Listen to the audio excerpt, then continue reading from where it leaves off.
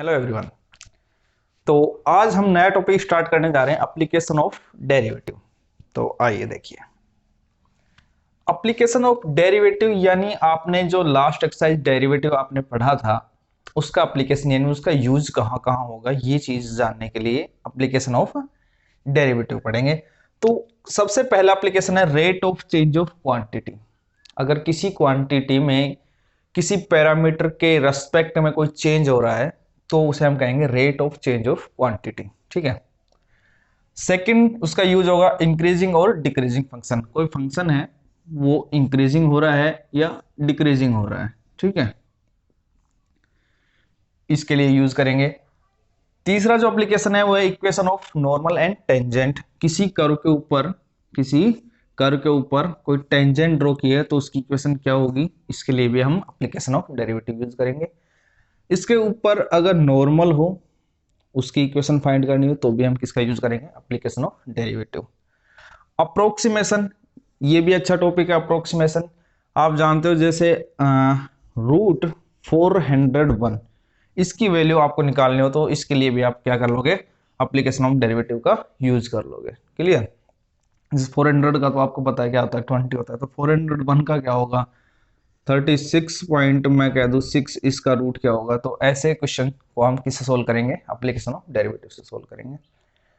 Maxima और minimum value, किसी function की किसी पॉइंट पे मैक्सिमम वैल्यू क्या होगी या मिनिमम वैल्यू क्या होगी, उसके लिए हम किसका यूज करेंगे, एप्लीकेशन ऑफ डेरिवेटिव का। ठीक है। बट सबसे पहला जो टॉपिक आज हम डिस्कस करेंगे वो करेंगे rate of change of quantity. चलिए इसके ऊपर बात करते हैं।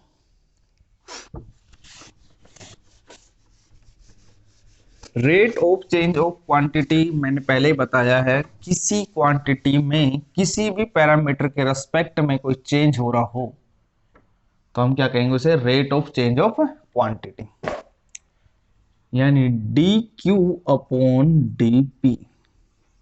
या क्यू मतलब क्या है, क्वांटिटी,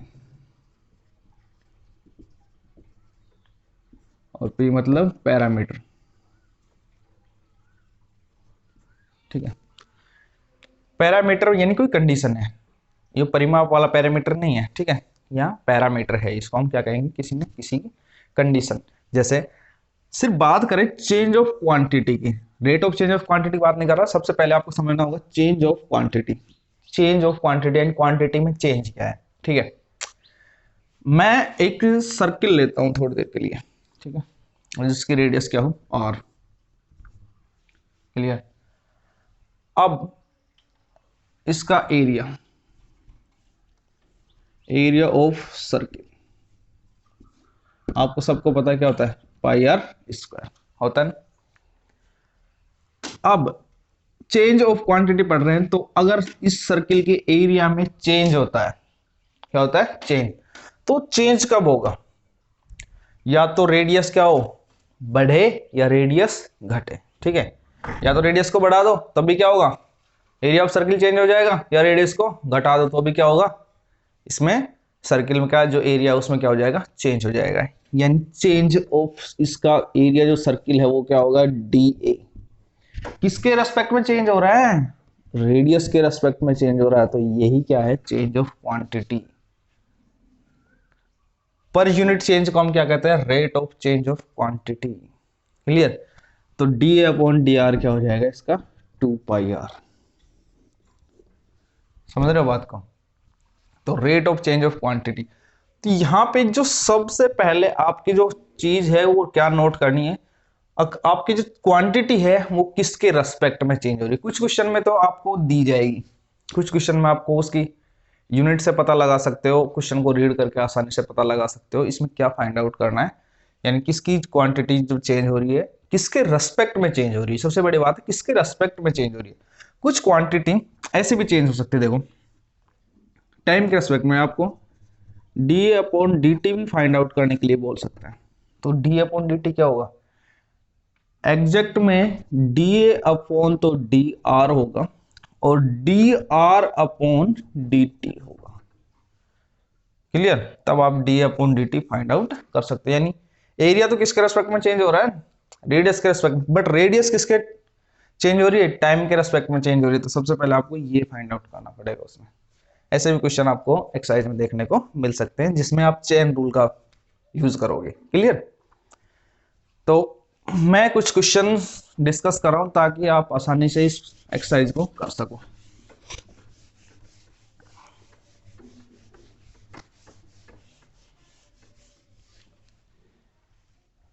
एक क्वेश्चन है, find the rate of change of area of circle with respect to radius R. क्या फाइंड आउट करना है? Find the rate of change of area of circle with respect to radius R, यानी आपको DA upon D R find out करना है। ठीक है, किस कंडीशन पे? When R is equal to 3 centimetre and R is equal to 4 centimetre. Rate of change of area find out करना है कब कब? एक बार रेडियस आपको कितनी गिवन है 3 सेंटीमीटर और एक बार रेडियस कितनी गिवन है 4 सेंटीमीटर। क्लियर? तो जैसा आपको पता है एरिया ऑफ सर्किल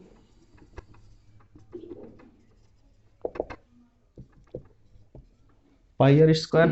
ठीक है, एरिया को हम क्या लिखते हैं? ए। आप रेडियस के रेस्पेक्ट में तो क्या हो जाएगा? आर के रेस्पेक्ट में इसका क्या करेंगे? डिफरेंसेस करेंगे, तो डी अपॉन डी आर। ये क्या हो गया? 2 पाई आर। अब कब कब फाइंड करना? R is equal to 3 and R is equal to 4। D upon D R when R is equal to 3, तो 2 पाई इंटू 3, तो ये क्या हो जाएगा आपका? 6 पाई हो जाएगा। और D upon D R when R is equal to 4, तो क्या हो जाएगा? 2 पाई इंटू रेडियस 4, तो ये क्या हो जाएगा? 8 पाई। क्लियर? तो rate of change of area when radius is 3 and radius is 4 with respect to radius। Clear? तो ऐसे क्वेश्चन आपको एक्सरसाइज में देखने को मिलेंगे। एक दो क्वेश्चन और भी डिस्कस करते हैं। चलो,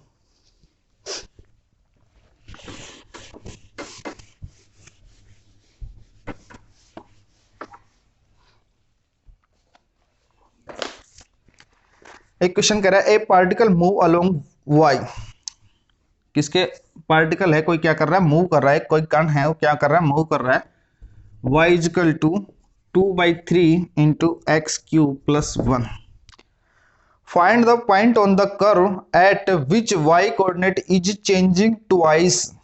y कोऑर्डिनेट चेंज कर रहा है, उसके पॉइंट फाइंड आउट करना है आपको, यानी कोऑर्डिनेट फाइंड आउट करना है उसके पॉइंट के। y coordinate change twice as fast as x coordinate. आपका जो y जो कोऑर्डिनेट है वो चेंज हो रहा है किसके रेस्पेक्ट में? टाइम के रेस्पेक्ट में चेंज होगा, क्योंकि देख कोई भी पार्टिकल मूव करेगा किसके रेस्पेक्ट में चेंज मूव करेगा? टाइम के रेस्पेक्ट में, टाइम के साथ साथ वो मूव करेगा। ठीक है, बट कंडीशन क्या दी गई है? dy by D T is twice of dx by D T. Check कर लो, जो y पार्टिकल है वो मूव कर रहा है किसके? x पार्टिकल के ट्वाइस। ठीक है, x कोऑर्डिनेट के क्या कर रहा है? ट्वाइस कर रहा है। ठीक है, आपको पॉइंट फाइंड आउट करना है। क्लियर? तो देखो, dy by D T is equal to दिया गया है 2 time of dx by D T. Clear? तो सबसे पहले आपको क्या करना है? इसको t के रेस्पेक्ट में क्या कर देना? Differentiate. Differentiate both side with respect to time. Clear? तो क्या हो जाएगा? dy by D t equal to 3 into 2/3 x square dx by D t. 3 से 3 कैंसिल हो गया, तो dy बाई डी टी आपका आ गया 2x square dx upon d T. Clear? dy by D t कितना गिवन है आपको? 2 time of dx upon d t equal to 2x square dx upon d T. Clear? dx by D t से dx by D t 2 से 2 cancel, यानी x square equal to 1। x की value होगी plus minus 1। x की value उठा के हम यहाँ रख देंगे, आपकी y की वैल्यू क्या आ जाएगी? देखो, अगर x की वैल्यू हम क्या रखते हैं? प्लस 1 रखते हैं। x इजिकल टू 1 पे y इजिकल टू क्या हो जाएगा? 2/3 1 का क्यूब प्लस 1, तो y is equal to 2/3 plus 1, and y is equal to आ गया 5/3। एंड इसकी वैल्यू क्या रखते हैं? -1 रखते हैं। तो y इजकल टू हो जाएगा -2/3 + 1, y इजकल टू क्या आ गया 1/3। ठीक है, तो आपको उस पॉइंट के कोऑर्डिनेट ही फाइंड करने थे, तो उस पॉइंट का कोऑर्डिनेट क्या आया 1 5/3, और दूसरा पॉइंट का कोऑर्डिनेट क्या आया -1 पे 1/3। ये उस पॉइंट के कोऑर्डिनेट है जहां पर y में चेंज हो रहा है x के रेस्पेक्ट में ट्वाइस में। ठीक है, यानी y का जो पॉइंट है वो चेंज हो रहा है, टाइम के रेस्पेक्ट में चेंज हो रहा है, बट वो x कोऑर्डिनेट के चेंज के क्या हो रहा है ट्वाइस हो रहा है। क्लियर। एक क्वेश्चन अच्छा क्वेश्चन है वो और देखते हैं। देखो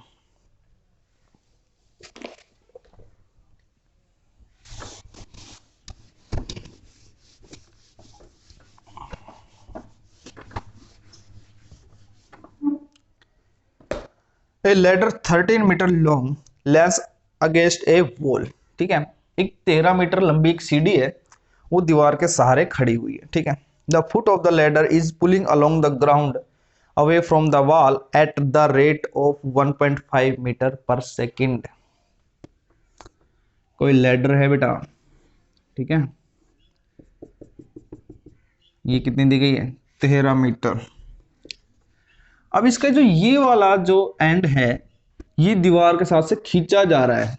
ठीक है, अगर मैं ये x मानूं तो ये टाइम के रेस्पेक्ट में खींचा जा रहा है, यानी कितना खींचा जा रहा है dx/dt इजकल टू क्या दिया गया है 1.5 मीटर पर सेकेंड। देखो हम यूनिट से भी पता लगा सकते हैं किसके रेस्पेक्ट में, तो dx/dt ये चेंज है किसके रेस्पेक्ट में टाइम के रेस्पेक्ट में, यानी dx/dt 1.5 मीटर पर सेकेंड। क्लियर।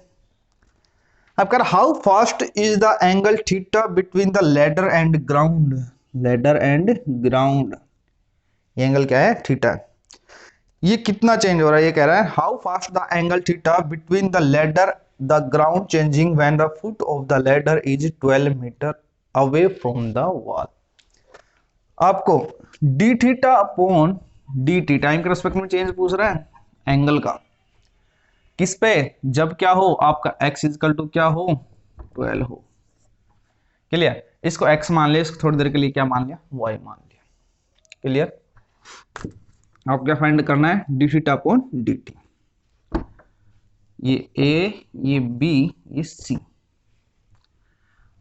अगर आपके पास dx/dt है ना तो क्या करो bc upon ac, bc upon ac ये हो गया बेस अपॉन हाइपोटेन्यूज, तो ये क्या हो गया आपका कोस थीटा।